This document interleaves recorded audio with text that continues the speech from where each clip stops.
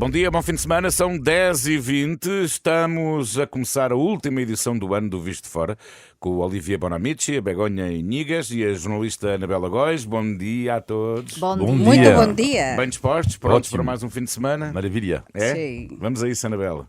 Sim, há muito para falar, mas antes tenho que dar os parabéns ao Olivier. A seleção francesa está na final do Mundial.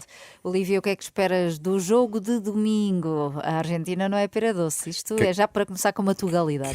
14-0, 14-0.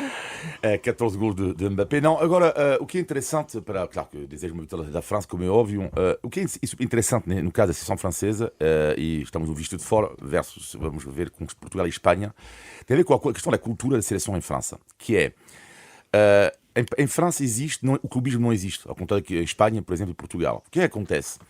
É que a França, mesmo que perca agora, é a loucura, que é final do Europeu 2016, ganha o Mundial 2018, pode ganhar, está na final. Porquê? Existe em França algo que não existe em Espanha e em Portugal, que quando a seleção espanhola ganha nos anos de ouro, de 2008 e 2012, eles têm uma equipa extraordinária, jogadores fora do comum. A França tem alguns, mas não tem tanto como a Espanha teve no passado. E o que acontece em França? Existe a cultura da seleção francesa. Ao contrário dos clubes. Portugal não existe? Não tanto. Não. Os clubes, por exemplo, em França, não existe a cultura do clube. Não vamos comparar o balanço dos clubes franceses versus os clubes espanhóis ou mesmo os clubes portugueses. Os clubes franceses não ganham nada. Nada. Há duas taças europeias na história, só. Só que é exatamente o contrário para a seleção, que é algo que em França tu podes ser de um clube, do outro, antes de tudo, é a seleção francesa. Isto reflete-se na equipa nacional francesa. E Begonha, quem é que queres que ganhe no domingo? Agora o Olivier não está a ouvir. Eu quero que ganhe a Argentina. E vou explicar aos nossos ouvintes porquê. E não por levar a contraria a Olivier, mas quero explicar porquê. Porque Lionel Scaloni foi grande jogador da minha equipa, do Deportivo da Coruña, quando o Deportivo da Coruña era o Super Deportivo. Vamos a ganar este partido. Bem, já vamos pois falar, então, não vamos eu deixar a Begonha aposto cantar. pela Argentina, porque ele disse ontem que gostava de voltar a Coruña a treinar o Deportivo. Pronto, já vamos falar mais do Mundial. Vou querer ouvi-los também sobre a saída de Fernando Santos da seleção portuguesa e já a seguir sobre o chamado Qatar Gate. Deixem-me só lembrar que o Visto de Fora é uma parceria da Renascença com a Euronet, a rede europeia de rádios.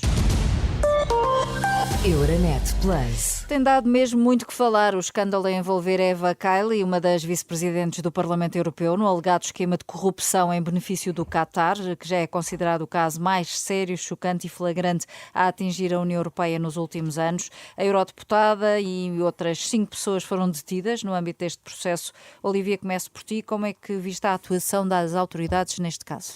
Bem, eu levei, achei ótimo as autoridades, como é óbvio, mas eu admito que eu, para o europeu que eu sou, levei uma bufetada, porque estou sempre a defender no programa, junto dos meus amigos, a importância da Europa, e quando é evidente a Europa é atacada assim no seu coração e pelas próprias pessoas que deviam defender a honra desta instituição, de facto é uma bufetada para os pró-europeus como eu. É um choque. Isto é um choque, como é evidente.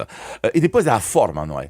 Que a questão parece um filme, tipo como o tráfico de droga, não é? Tipo com umas malas cheias de notas, eles não sabem de onde vêm as notas, isto é completamente surreal, não é? E depois eu diria, sobre a Europa também, acontece numa altura em que damos lições de moral ao mundo inteiro, não é? E até damos lições de moral às pessoas como Viktor Orbán, ao senhor como é óbvio, Vladimir Putin, e depois estamos a ver que nós, afinal, também não somos os anjinhos que alguns querem pensar. No melhor pano cai a nódoa, não é, Begonha? Também ficaste chocada com este caso? Fiquei chocada porque precisamente os nosos ouvintes podem ouvir o programa de semana pasada onde eu explicaba que estive en Bruselas, na Bélxica, con os meus fillos. Estivemos no Parlamento Europeo e falaba do exemplo que significa e continuo a acreditar a mesma coisa o que significa o Parlamento Europeo, a Europa para nós, porque é verdade, eu acredito. Mas a miña conclusão é que a corrupção, o enriquecimento ilícito chega a todo lado e então isto que está a acontecer non significa que non funcionen as institucións europeas, como o Parlamento Europeo. O que significa é que cando alguén faz mal, como este caso, pois as autoridades rapidamente toman as decisões que teñen de tomar. E este é um caso grande, não é? Um grande escândalo, Sim. mas ainda ontem a Presidente do Parlamento Europeu, Roberta Metsola, dizia que até havia a oferta de viagens aos parlamentares, entrega de bilhetes para que pudessem assistir aos Jogos do Mundial 2022, que é uma coisa que parece que não é assim tão grave, não é? Ou, pelo menos ao cidadão comum, ou ir a um jogo com um bilhete oferecido, mas afinal é. Sim, mas isto não toca apenas a questão dos políticos, não é? Vou dar um exemplo de um colega meu que escreveu, jornalista da Rádio Pública Francesa, um livro sobre o Qatar. E ele contou-me que este livro, portanto, do Qatar que ele escreveu, na altura houve uma tentativa do canal do Qatar Al Jazeera de comprar o seu documentário. Portanto, algo normal, de comprar o documentário. Só que ele sabia que se Al Jazeera comprasse o documentário, Al Jazeera, em exclusividade, podia perfeitamente, por exemplo, optar por não passar o documentário. E o que é que tu fazes quando jornalista, quando vão-te dar 10 milhões? Imagina, não, mas eu não sei quanto é que ele, quanto é que foi a propósito da Al Jazeera, mas ele, vamos imaginar, Al Jazeera, olha, toma lá 15, 20 milhões de euros. E depois é a tua própria consciência que vai decidir o que vais fazer. O caso dos Rolex, que é chamado de diplomacia de Rolex, Karl-Heinz Rummenigge, que dirigente de futebol alemão, viajou no Qatar, na mala dele, 2 relógios Rolex. E ele diz, é legal, tu tens o direito, não sei o que mais. E depois ele não soube bem explicar, ele pagou até a taxa sobre este relógio, não é?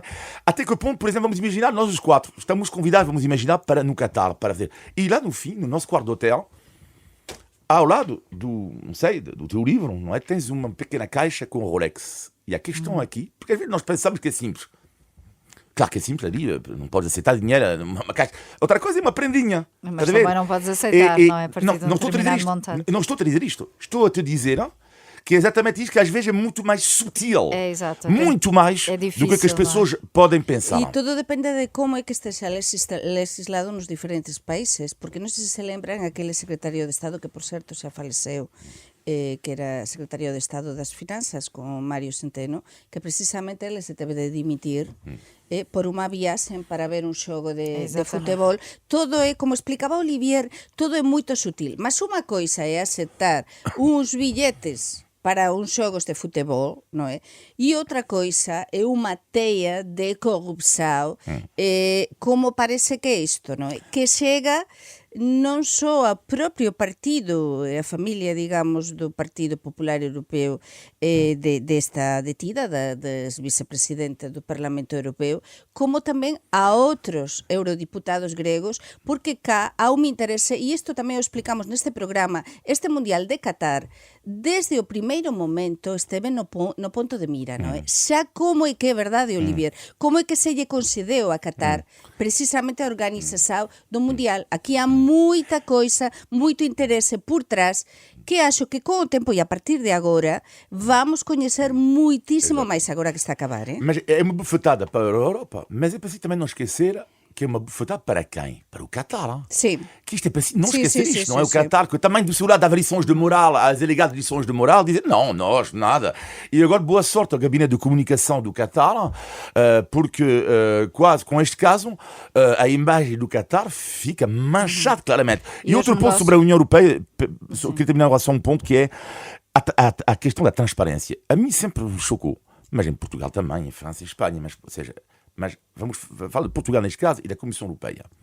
Eu nunca entendi como é que é possível que o ministro, depois, quando acaba no governo, é nomeado à frente de uma empresa da qual ele fazia parte antigamente de trabalhar. Eu não entendo. Exato. Um comissário europeu, como é que é possível que quando acaba o seu mandato, depois esteja nomeado numa empresa privada com a qual ele estava a trabalhar um pouco antes, e depois as pessoas dizem que já não acreditam nos políticos e nas instituições europeias. Mas por isso é que deveria haver un controlo legislativo, mas tamén a nivel europeo, precisamente para evitar estas portas giratorias, non é? Tan evidentes, non só en cada un dos nosos países, sino tamén na Europa. Eu acho que até agora se fez as coisas, ou se fixeran ben, mas há moita coisa a mudar dentro da Europa, e efectivamente non podemos darles soes, e isto, cando há unha masá podrida, non é, o podre, se tende a tirar a masá podre e comenzar a facer que as coisas funcionem realmente com total transparência. Bom, mas parece que este escândalo até poderá ser maior. As investigações ainda prosseguem. O companheiro de Eva Kaili, Francesco Giorgi, que também era funcionário do Parlamento Europeu, era conselheiro, terá implicado outros 2 eurodeputados no caso. Isto tem mesmo que ficar bem esclarecido, mas acham que já está de alguma forma a afetar a credibilidade da União Europeia? Eu acho que a questão da União Europeia, da credibilidade, claro que isto é um golpe terrível, sobretudo nesta fase da guerra na Ucrânia. E as não pessoas deixa de ser. distinguem o que é Parlamento Europeu, o que é União Exatamente, sim, Europeia, ou não? Não, porque fica a imagem, as pessoas pensam que é Parlamento Europeu, União Europeia, pronto, é mais ou menos a mesma coisa, não é? Pronto, é a ideia e de facto a imagem da Europa fica manchada com isso. Agora, costumo dizer que ela fica menos manchada quando há investigações, quando há detenções. A democracia, ela funciona exatamente com isso. Sabemos que haverá sempre corrupção, sempre. A grande questão é ver se há resposta da justiça e da polícia a isso. E vamos ter agora a análise do material informático, com certeza, podemos ter ainda algumas surpresas. E o interessante disto é que está a acontecer quando ainda se está a celebrar un mundial. Eso o que indica é que há tamén transparencia e que as autoridades policiais e judiciais están a facer o seu traballo. Eu acredito nas institucións europeias, acredito no Parlamento Europeo, mas en todos lados, como aconteceu en España a todos os níveis, como acontece en Portugal continuamente, como acontece no resto da Europa, há corrupção, onde há dinheiro e moitos miles de millóns en xogo, há sempre e haberá corrupção. Mas eu acredito no funcionamento do Parlamento Europeu, acho que é o que temos e temos de acreditar E nele. vamos acreditar também na reforma que a Presidente do Parlamento Europeu anunciou que vai delinear e que deverá ser apresentada no início do próximo ano, não é? Mas temos que avançar. Em Bruxelas, os líderes dos 27 tiveram ontem o último Conselho do ano, tal como nós aqui, o nosso visto de fora, não é? Aprovaram um novo pacote de ajuda à Ucrânia, 18 mil milhões de euros, mais um pacote de sanções à Rússia, que já avisou que não vai haver tréguas no Natal, Olivia. Vamos passar mais um Natal com muitos bombardeamentos na Ucrânia. Sim, e sem sinais de tréguas, não é? E não há sinais de melhoria, sem dúvida nenhuma, não é? E vamos ver agora a reação do que vai fazer Moscou agora, após o facto que eles consideram que é uma escalada, a entrega de novos mísseis por parte dos americanos. Que resposta a Rússia vai ter? E recordando que, entretanto, a propaganda russa continua em grande, porque vi esta semana na televisão uma responsável do Russian Today que dizia que só há 2 hipóteses: ou a Rússia ganha, ou vamos para a Terceira Guerra Mundial. Portanto, esta propaganda continua. Agora, é evidente que são momentos complicados e vamos passar, eu acho, os festas natalícias, neste caso, vão ficar manchados pela guerra, não tem dúvida nenhuma. E apesar de todas as dificuldades que a guerra na Ucrânia trouxe para as nossas vidas, Begonha, uma larga maioria de cidadãos europeus, mais de 7 em cada 10, aprovam o apoio da União Europeia à Ucrânia. As ações de Bruxelas são perfeitamente legitimadas, não é? Sí, acho que é o que temos de facer, non? É que é normal, é que a Ucrania é a Europa e son os nosos veciños e nós, os veciños, nos educaran para nos apoiar. A Unión Europea se creou para ser solidarios uns cos outros, non é? E entón, estes 18.000 millóns de euros, este pacote de axudas, realmente é que é importante, non é? É importante para que eles tamén posan agora tentar tamén lidar con a situación, mas a mí o que máis me preocupa é que nós vamos estar, cada un de nós nas nosas casas, con as nosas familias a celebrar o Natal, cada un como posa, mas é que millóns de ucranianos van estar nunha situación moito limite. E son os nosos veciños. Entón non podemos ollar para o lado. Mas o problema é que pasan os meses e xa isto é cansino para a opinión pública. O que antes abría os telexornais, agora nós somos xornalistas, xa non abre os telexornais. Continuamos a informar, mas é diferente porque a guerra continúa. Por moitas sanxoes que nos apoiemos, por moitas axudas e pacotes de axuda a Ucrania, a guerra continúa e entón isto isto cria uma depressão coletiva, não é? Sim, Olivia. Mas numa sondagem, e rapidamente, numa sondagem é interessante ver o grau de leitura diferente, que é interessante que tu estavas a destacar a tua pergunta dos 2 europeus sobre em cada 3 que apoiam, mas eu destaco o contrário exatamente desta sondagem aí. O que me interessa é que o que eu acho interessante, e relevante e até mete medo, que é 1 europeu em cada 3 Cerca de não 30%, apoia não é? europeu em cada 3 neste momento, e ainda não vimos as consequências todas da guerra, não concordam com a atitude da União Por Europeia. esse cansaço, claro. Muito bem, faltam 25 minutos para as 11 da manhã. Estamos no Visto Fora com a Begonha Nigas e o Olivier Bonamici. Já a seguir vamos aos temas nacionais da semana. Aproveito para lembrar que este programa que aqui fazemos sempre às sextas-feiras é uma parceria da Renascença com a Euronet, a rede europeia de rádios. Euronet Plus. Por cá, voltámos a viver o drama das inundações pela segunda semana consecutiva por causa da chuva que caiu em níveis recorde, temos que dizer. A zona de Lisboa ficou completamente caótica, muitos acessos cortados ou condicionados. Como estrangeiros, como é que viram esta situação? É normal que a capital de um país que pare, no fundo, que pare completamente por causa da chuva, mesmo que seja com o nível a que assistimos e foi de facto histórico?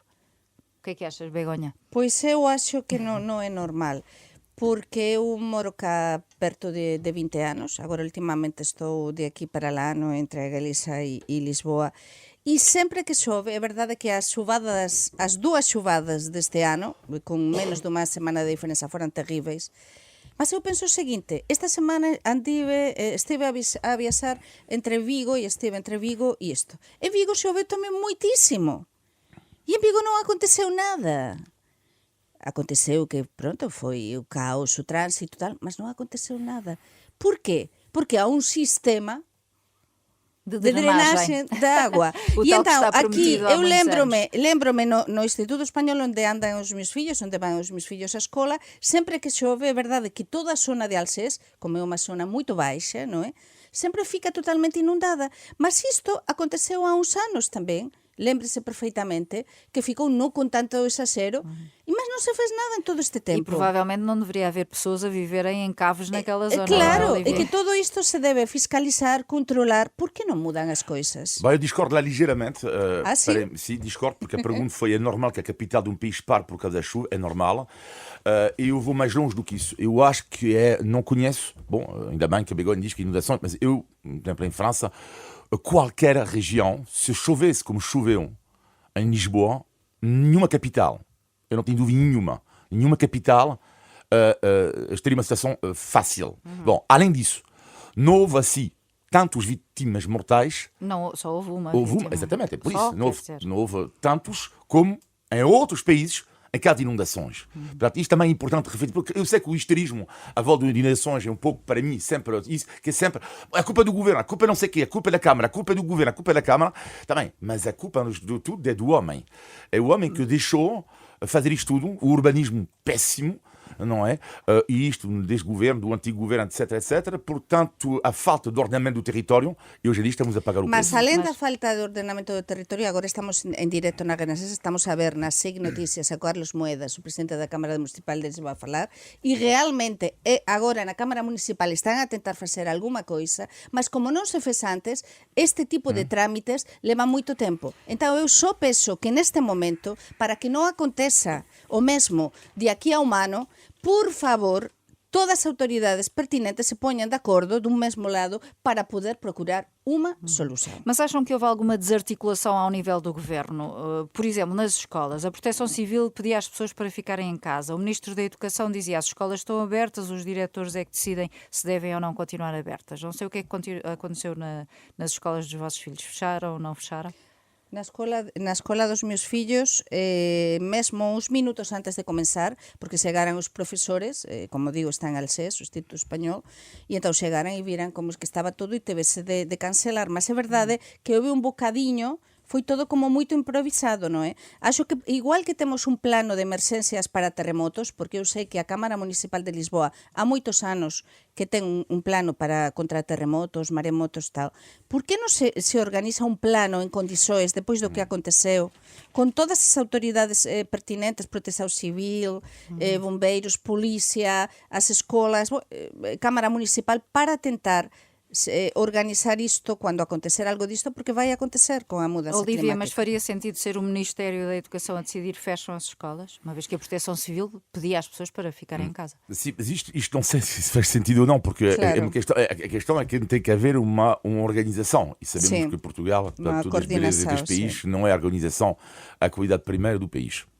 E quanto agora às ajudas, a Confederação do Comércio, as associações que representam os comerciantes pedem ajudas imediatas, afinal o Natal não é, vinha aí, é sempre aquela altura em que recuperam alguma liquidez financeira, não é? Será que o Governo podia ter uma intervenção imediata neste campo? Ou terá, como diz o Primeiro-Ministro e a Ministra da Presidência, de esperar que seja feito o levantamento e depois então ajudar? Tem que ser o mais rápido possível, um pouco como nos incêndios, não é? Situação de urgência, resposta urgente. Mas eu diria mais em relação também até a Begonha falava há pouco do que vai fazer Carlos Moedas, e eu acho ótima esta iniciativa. E cuidado, porque as obras têm absolutamente, neste tipo, lá por causa de inundações que vão ser cada vez mais frequentes, as obras têm que correr super rapidamente, e cuidado com a burocracia, porque o clima, as alterações vão mais rápidas do que a burocracia. E tem que haver absolutamente organização e resposta urgente. Mas por isso é importantíssimo criar um comitê, uma comissão de apoio para isto, para evitar catástrofes deste tipo, porque está a acontecer em todos lados, não é? Além do sistema de drenagem, coordenados, porque num caso destes, quando acontece uma chuvada, um fenómeno destes, não temos tempo a reagir se não houver uma organização prévia, isso é evidente. Vamos avançar. O Governo aprovou um apoio extra de 240 euros para as famílias mais carenciadas, vai ser pago no próximo dia 23, porque sobrou dinheiro da execução orçamental. Faz sentido este tipo de apoio? Claro que é positivo e as pessoas vão provavelmente precisam bastante deste dinheiro, mas faz sentido este tipo de apoios pontuais? Não parece que o Governo está um pouco a navegar à vista? Eu diria que há dois pontos aqui. Primeiro é que este tipo de apoio não ajuda em nada, não resolve a questão da pobreza, como é óbvio. Não é? Portanto, tem que ser atacado a nível estrutural. Mas agora, dito isto, é uma excelente medida. E o que é que me chocou nisto foi a reação da oposição, neste caso em Portugal, do Luís Montenegro, neste caso, que eu disse que era a ideia do PSD. Sabe o que é que eu pensei? Eu pensei, é por isso que as pessoas já não votam. As pessoas, mas o contrato teria sido igual. Se tivesse sido Luís Montenegro no poder, o PS teria dito, a ideia é nossa. E parece que estamos, às vezes, no recreio, não é? Onde, quando há uma boa medida, como tu não pertences a este clube, tens automaticamente que criticar a medida. É uma loucura. Eu tenho amigos meus do PS que cada vez que o PSD tomava uma medida, juro-te, era uma vergonha. E eu, neste momento, tenho amigos meus do PSD que, o contrário, o António Costa pode dar até, olha, 1.200 euros por pessoa. É uma vergonha. Mas é uma vergonha. É uma loucura. Mas é uma loucura. Chega uma altura que 240 euros é dinheiro, sobretudo ao contar da outra medida que para mim não era justa, porque a outra medida dos tais 125 euros era quase para toda a gente, enfim, até ganho 2.500 euros. 2.700 euros brutos. Sim, está bem, mas pronto, lá neste caso é para as pessoas ultra carenciadas. Esta medida faz sentido. Mas apesar de tudo, Luís Montenegro elogiou a medida, só que Sim, reclamou como sendo isso. sua. Não, mas elogiou. Claro que ele elogiou. Porque hoje em dia, como as pessoas não reconhecem o bem dos outros, dizem assim, bom, eu aplaudo, mas a medida é minha. A propósito do Primeiro-Ministro, tem dado brada a entrevista que António Costa deu à Visão, não tanto pelo conteúdo, não sei se repararam alguma medida que tenha sido anunciada, mas mais pela forma como falou. O que é que acharam da postura de António Costa? Begonha? Eu acho que o António Costa está um bocadinho à solta, essa expressão portuguesa, é dizer, ele está à vontade xa demais. E então a maioría absoluta e as maiorías absolutas é o que teñen, non é? Depois de tantos anos no poder. Críticas, parece que tens o direito a criticar. E entón, por iso é tan importante en democracia ter unha oposición forte, non é? E que o povo sexa consciente tamén que temos a hipótese tamén de poder elexir os nosos políticos, poder criticar e tamén poder dizer o bon. Mas eu non gostei do tom, realmente non gostei. E o que é que achaste, Olivia, desde queques guinchadores que chamou aos deputados da Iniciativa Liberal, de dizer que o Chega tem voz grossa? Ainda recorreu a uma expressão infeliz do antigo ministro socialista para dizer que não é jamais, mas que nunca será Presidente da República, e pelo caminho ainda aproveitou para criticar Cavaco Silva e Mário Soares. Mas isto, a crítica Que pareceu o tom. a crítica sobre o Cavaco Silva é uma resposta aos artigos de Cavaco Silva sobre António Costa. Portanto, é uma resposta claríssima. Mas que ele a forma como fez sim, essa crítica. sim, a forma eu diria que não é muito feliz. Esta forma não é muito feliz. Ele pode lá estar a combater ideologicamente a iniciativa liberal e o Chega, mas ele é o primeiro-ministro. Portanto, tem que haver mesmo na forma como fala e como dá entrevista alguma contenção. Sí. Ainda temos de falar da saída de Fernando Santos. Já era de esperar que o técnico deixasse a seleção de futebol, Begonha, depois da eliminação de Portugal? Ai, Marrocos acabou con dois seleccionadores os dois da Península Ibérica, non é? Acabou con o seleccionador español e con o portugués. Mas é verdade que estábamos a falar e xa as persoas nos cafés, entre amigos, estábase a ver que o Fernando Santos ia estar de saída e a sair, non é? Acho que é o fin dun ciclo, mas tamén temos sempre de agradecer e de lembrar. E o que fez o Fernando Santos foi muitísimo para engrandecer a seleção de futebol. Mas depois de tanto tempo, é normal esta mudanza, non é? Acaba este ciclo e agora chega e esperemos que seja un ciclo esperanzador, aproveitar todo o potencial que tem Portugal em futebol, que é muitíssimo, é? E agora, Olivia, quem é que vem lá? Não sabemos, não é? Vamos ver. Eu acho que cálculos. A bola de cristal. A bola de cristal. Não. A bola de cristal eu Dos acho que vai ser candidatos o jovem Rui Jorge, eu acho, o treinador dos Sub-21, eu acho que será ele, e depois será José Mourinho. Portanto, Eu acho que o caminho vai ser Rui Jorge, acho eu, e depois, caso não funcionar com o Rui Jorge, mas cuidado, pode funcionar também, não é? Caso funcionar... Como diz Ruben Amorim, se corre bem. Isso corre bem, exatamente. Agora, eu acho, em relação ao Fernando Santos, rapidamente, a questão aqui é que há muitos treinadores que vivem, mas isto não é uma crítica sobre ele que eu faço agora, é uma questão de constatação, que vivem muitos anos, que ficam, porquê? Porque ganharam um troféu importante. Aconteceu em outros países assim, o Torreagel na Grécia, por exemplo, que é quando ganhas uma competição como Portugal ganhou no Euro 2016, que é o primeiro grande troféu, afinal ganhou Portugal, o que é que acontece? Acontece que depois eles vão te dar mais crédito ao longo dos anos, porque tenho certeza que se Fernando Santos não tivesse ganho o Europeu 2016, já teria saído há muito mais E tempo. se tivesse ganho o Mundial, ficaria até ao final? Mas depois tu nunca sabes, não é? Depois a questão, tudo na vida é motivação. Imagina que o Deschamps, o seleção francês, ganha. Seria 2 vezes consecutivas. E a partir daí, como tudo na vida, tu continuas no teu lugar ou vais-te embora porque tu consideras que tu já ganhaste tudo o que havia para ganhar. Se o deixar não ganhar, achas que sai? Sim. Sim. Begonha, achas que o Mourinho tem o perfil ideal para ser selecionador nacional? Mourinho é muito Mourinho. Mourinho. Não sei se está pronto ou não está pronto, se o Mourinho ainda quer treinar a grandes equipas, mas para mí é algo significativo. Ten ido non crecendo, sino ao contrario, a treinar exactamente nas grandes equipas que treina. E então ele é muito inteligente. Roma é uma grande equipa. Sí, é uma grande, eu gosto moito, mas non é tan grande como outras que treinou. E o Mourinho acho que treinará a seleção portuguesa quando ele considerar que o seu campo como treinador de grandes equipas... Ele já manifestou desejo até um dia treinar a seleção. Não, ele lembra-se há uns anos que já se tentou precisamente quando ele treinava no Real Madrid, que misturar as duas coisas. Muito bem. Mas pode ser. Eu tenho um nome para treinar a seleção portuguesa, mas que é Paulinho Coelho. É um homem... Paulino! Força, Paulino! É um homem com Força, qualidade. Paulino! Bom, em relação ao Mundial, o Olivier não me vai levar a mal, mas eu estou para a Argentina. Sabes porquê? Mas só por um motivo. Boa, Paulino, boa. Não, sabem porquê? Primeiro estão a jogar muitíssimo bem e gosto muito do futebol da Argentina. Sim. E para mim, a França é o Benfica das seleções. Sempre foi. Bom, vamos em frente. Está na altura do índice de Tugalidade. Índice de Tugalidade. Altura de pôr à prova então os conhecimentos de português dos nossos estrangeiros que tanto gostamos. E no desafio de hoje não vamos à peixaria, mas gostava que me dissessem o que é ter sangue na guerra. Na guerra. Silêncio, temos que arranjar Olha, uma a cara música da para vergonha este é silêncio. maravilhosa. A cara da vergonha é maravilhosa. Eu não sei, e acho Que que é guerra? tu também É um não instrumento. sabes. Não sabes o que é uma guerra? A guerra Não dos sabes peixes? o que é sim, guerra? ok. Sim, Claro. mas eu não, sinceramente não Estar conheço. irritado. Então Não. vamos aos conhecimentos de gastronomia. Quando um peixe tem sangue na guelra, é sinal quê? Que está podre. fresco. Que Sí, está fresco.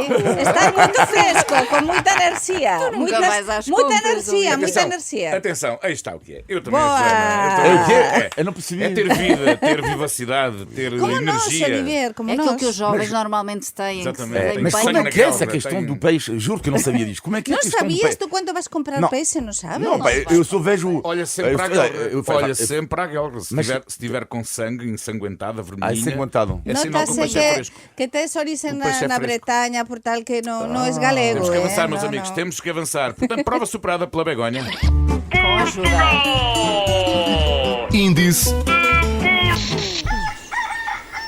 de Tugalidade. Falta-nos o positivo e o negativo da semana. O teu negativo, Begonha. O negativo é evidente. É máis unha seia, máis un trastorno para todos os lisboetas, máis estase a ver unha desorganização e descoordinação, e então é moito importante no día a día do que a capital dun grande país como este, o noso Portugal, que por favor se procuren soluções para que isto non volte a acontecer da mesma maneira, non é?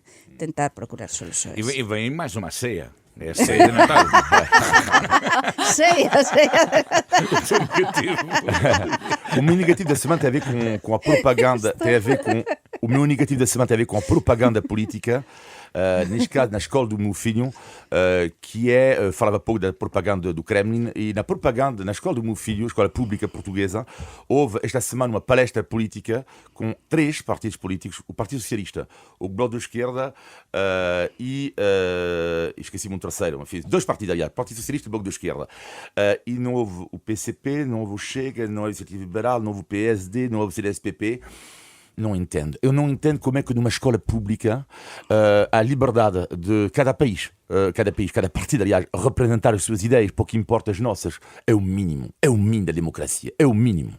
Vamos ao positivo. Agora temos que ser muito rápidos. Begonha. Positivo chamase Xantar Benéfico de Natal da AMPEL, da Asociación das Mulleres Profesionais Españolas en Lisboa, entre as que me encontro, forma parte da direção, que tivemos onte no restaurante do El Corte Inglés, maravilloso, en prol dunha asociación unha ONS portuguesa. Foi maravilloso a alegría, descontrasao, nos encontrar, partillar, ser solidarias, porque cada cual da súa maneira ou con a súa maneira debe tentar, e con as súas condições, viver feliz, tentar descontrair e sobre todo axudar os outros. Eso Exatamente. acho que é o máis importante, non O é? teu positivo. É um positivo, se me permite algo de pessoal, porque eu finalmente vou passar o Natal em Portugal. Há 10 anos que não passava Natal em Portugal, para ter o regresso ao bacalhau.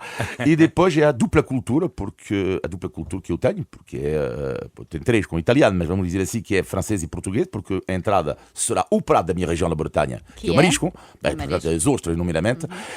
E depois, então, para a dupla cultura será o bacalhau. E vas preparar tu, Olivier? Joker. Vas preparar tu o Claro, bacalhau? amigos. tudo. É o último visto de fora antes deste ano de 2022. Desejo-vos um santo e feliz Natal. É igualmente. Feliz Natal. Entre Feliz muita gente Natal para também. todos. Entrem bem em 2023 e que estejamos aqui todos cheios de força e esperança, sobretudo, para um novo ano. Muito obrigado. obrigado. Feliz Natal. Obrigado. Feliz Natal. Obrigado, Feliz Natal.